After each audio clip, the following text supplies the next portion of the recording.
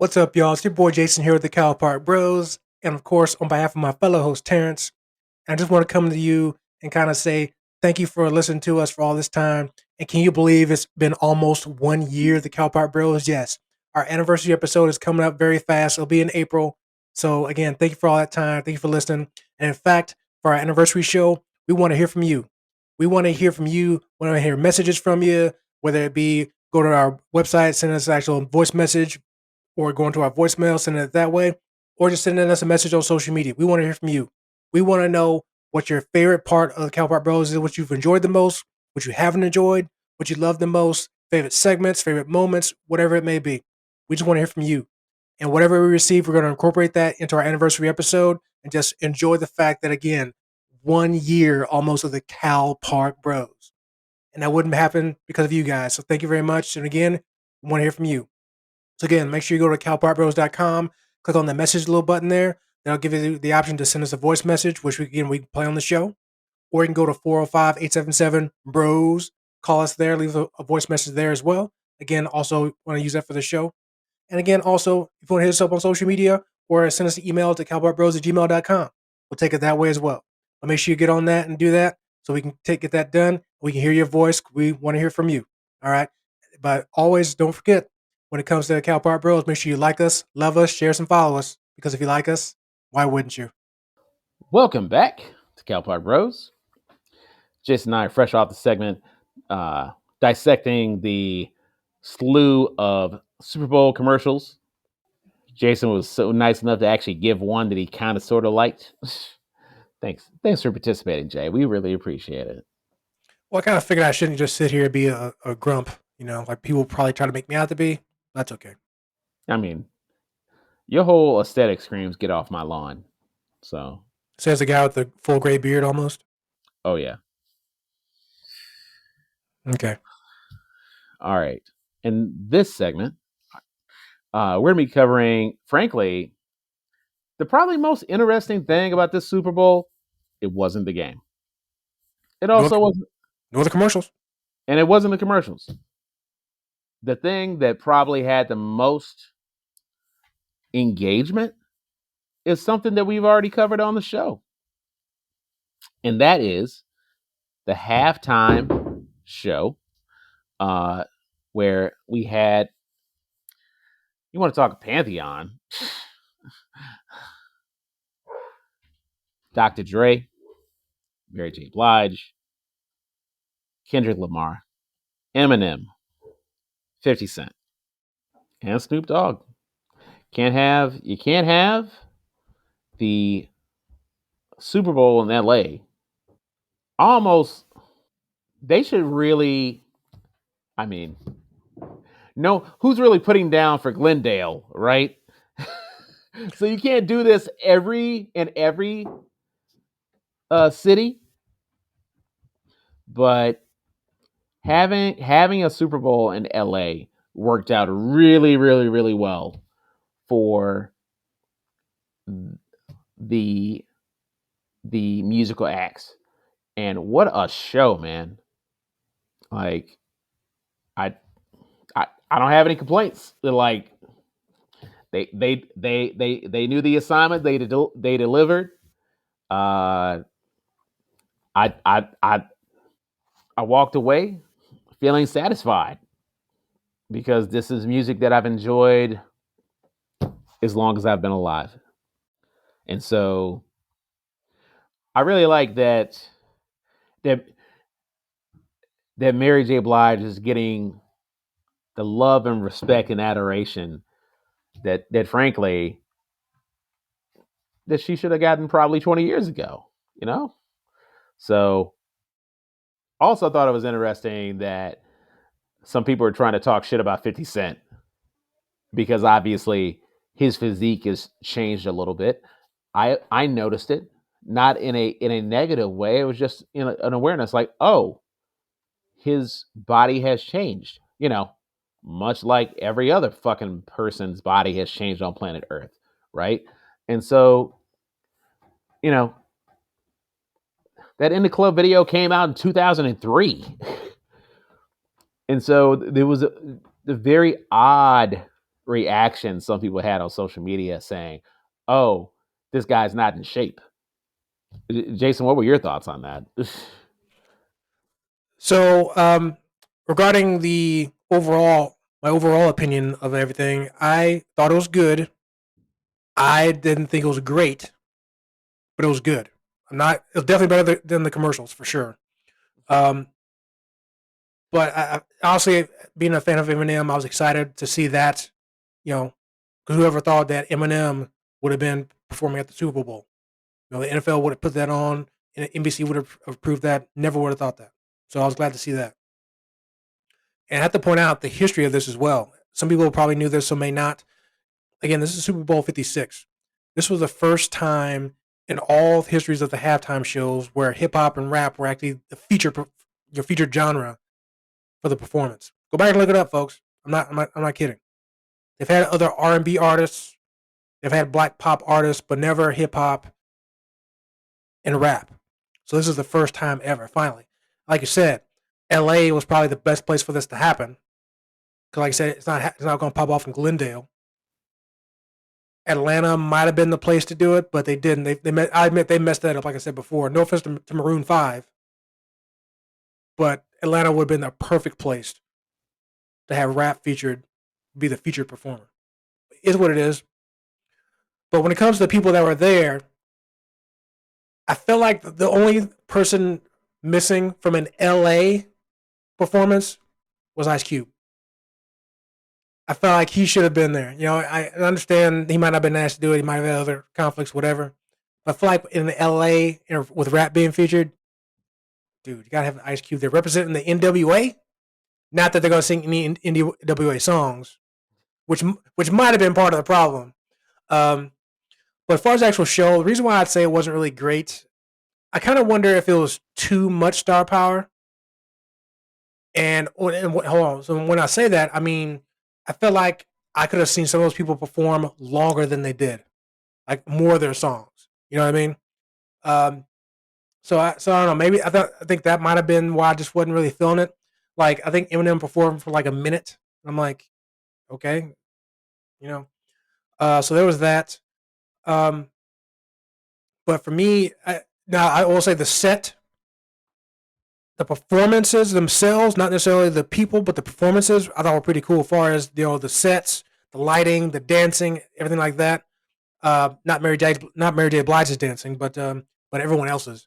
You know, that was really only the one bad thing I heard people say about the performance, particularly about Mary J. Blige was their dancing. They feel like it was kind of not good. But I feel like all the shade everyone threw at it was based off of all the other performers. And you mentioned 50 Cent. Yeah, yeah. Obviously, his physique isn't what it was in 2003. But I challenge anybody mentioning that is your physique the same as it was in 2003? Exactly. So put your hand down. Obviously, it's not.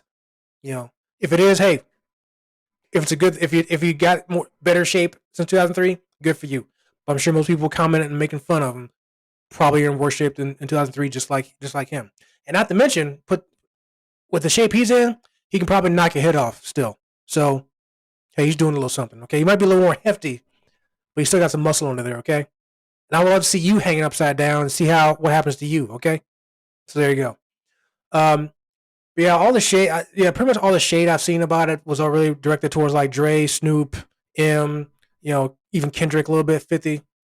But really wasn't most of the shade I saw, if you want to call it shade, some of it was I don't like the performance, but I don't like rap or hip hop. Okay. If you just left it at that, that's fine. But all people want to throw shade at these people, shade at the NFL for picking these people to perform, i.e., Ben Shapiro. If you guys don't know who it is, Google it. But basically his criticism was that he felt like capitalism was taking over from the side of the NFL when it comes to they had support. This is all his words, paraphrasing a little bit, but you guys watch the videos, see the articles about it. And what he's talking about is he felt like with the NFL stance when it comes to uh, players doing criminal activity and punishing that, he was trying to slight the performer, saying that Dr. Dre had these charges, he's convicted of this. Snoop's been charged and going to trial for this. M had these gun charges here. 50 cocaine possession, whatever it may be. And I'm like, and everything he brought up, he brought up the dates from all this stuff happened. Everything he brought up was from like 10, 20 years ago. It was nothing recent. So, so again, he's probably the biggest name I've seen out there throwing as much shade as he did on it. There might have been others. I didn't really look too much for the shade part. I did really read a lot of people's comments on social media posts, stuff like that. And most of it was talking about they just weren't fans of rap or hip hop. They thought it was bad because of that. Um, some people were just hating on it in general, which is what it is. With 112 people, million people watching it, obviously there's no way all 112 million are going to like it. Is what it is. But overall, for me, I think it was more about the history of it. Yes, I would have loved to see Eminem be more of a part of it. But the fact that, again, in 56 Super Bowls, this is the first time rap and hip hop have been the featured performers, and all six performers were from those genres. Hey, just from that regard, kudos to whoever, you know, pulled the trigger. No, no pun intended. Whoever made that decision to get these artists there, kudos to that person as well. And now it may be hypocritical in some ways on somebody's parts. Hey, whatever. We're all hypocrites about something in some sort of way. If you're not, put your hand up and I'll call you a liar to your face. But the fact of the matter is, it was historical. It was a good performance. Not the best of all time, like some people were saying. We'll get into that if you need to. But it was a good performance and definitely not going to hate on it. And like I said months ago, when we talked about before when they were announced these performers, let's see what other performers they have from these genres going forward, if any. And if they do, when will that happen? Will it be next year, the year after, 4 years, 5 years, never again? Who knows? They go back to just getting the old school Willie Nelson type people to do it. You know, I don't know. We shall see. What were your thoughts on the criticisms of it all? Oh, before I move on, one thing I do want to say: people that were making fun and joking and shaming of 50 Cent and his weight. And by the way, keep in mind, like I said before, you can still knock your head off. One meme I thought was pretty relevant out there. They're saying that 50 Cent's not going to see all your jokes and criticisms of his body, but you know who is? The person on your friends list who actually is having body shaming issues when it comes to their own, when it comes to their mental situation. So FYI with that. But Terrence, go ahead. What were your thoughts about the overall criticisms of take step back, the overall negative criticisms of the show? Um, I, First off, I'll start off with the historical significance. I think it's fucking awesome that the first time we've had like an all all hip hop genre show. Um, there'll probably be more based off the success of this. Listen, all of the complaining about an all hip hop halftime show did is all it does is just verify. Hey, didn't you assholes say you were done watching the NFL like 4 years ago when Kaepernick Kaepernick kneeled? So you guys have obviously been out of this full of shit. Speaking of kneeling, real quick, thank you for reminding me. Eminem kneeled for I think a full minute in that performance. That's one thing I was looking forward to the next day in the comments. See if anybody would complain about him kneeling. Because I was ready to say, well, he's not kneeling during the national anthem. So what? So what now? It's not during the national anthem. It's not. It was never about the national anthem, and honestly, Well, I know, but yeah, that's what people made it out to be. That they didn't like it because he was doing it during the national anthem. I'm just saying. yeah, they just want to bitch him out. The And to me, I'm not even gonna give that a lot of credence because when I saw that, it didn't even register with me because the whole point of doing it is that you do it to bring attention at a certain time. And so to me, the idea like to me some of that may have been manufactured by the National Football League in terms of, oh well, we tried to tell these entertainers what to do and they wouldn't do it, blah blah blah. You know, to me some of that might be messaging that was put out preemptively. Could be. I don't have proof, obviously. These are just my thoughts. But I really liked the choreography especially during the Kendrick Lamar uh, portion. I was like, oh shit, like that's how I felt like when Coming to America 2 came out. I was like, I, okay. I have a question about that specifically, Kendrick Lamar specifically. I've seen a couple people make the statements that they felt like Kendrick Lamar wasn't needed in this performance. And what they meant by that was when you compare the star power or legendary status of people like Eminem, Dre, Snoop, and even Mary J, or even 50 to some degree, it felt like Kendrick Lamar isn't on that level yet. And thus him being there was just like, why? Like kind of like one of those things doesn't belong. People were kind of making that reference to him, and that's why they meant like he wasn't needed. And I know you like Kendrick Lamar, so what are your thoughts on that perspective that some people had? I feel like Dr. Dre is we had the past, we had the present, we had the future. So the idea that, oh well, Kendrick Lamar portions of the show wasn't needed. I'm like, you know, to me that was the favorite part of the whole damn thing. You know, Eminem's part, because of the song that he had, it was almost kind of forgettable. Um, and I felt like, to your point, one, there's so many fucking amazing entertainers. Like you're never gonna get like the full experience of like an all-star performance. You know what I'm saying? Like, hey, here's this person, they have their own concert. You're not gonna get that. You're getting little snippets and shit.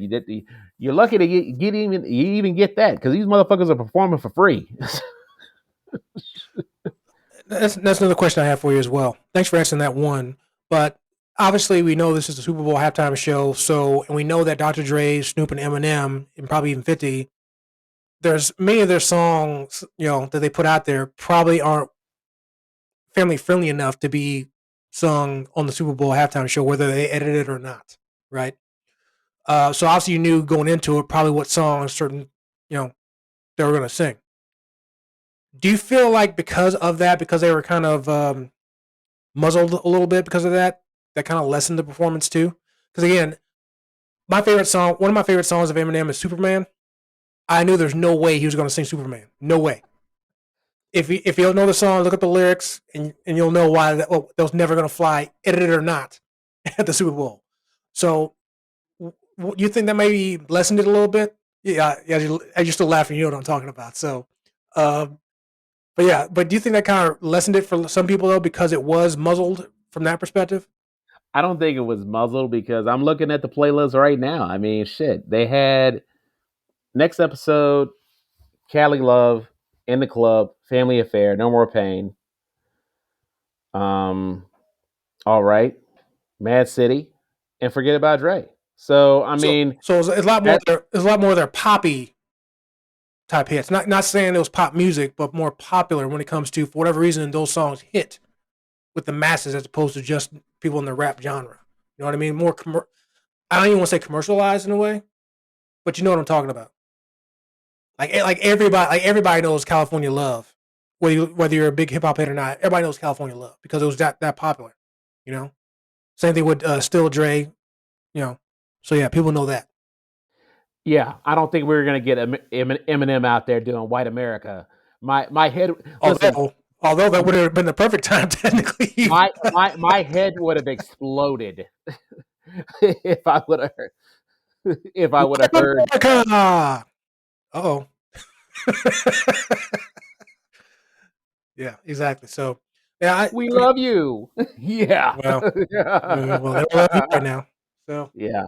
Yeah, that would have been, it would have been amazing. It also will never happen. It's literally a fucking multiverse of songs that those will never see the light of day. Uh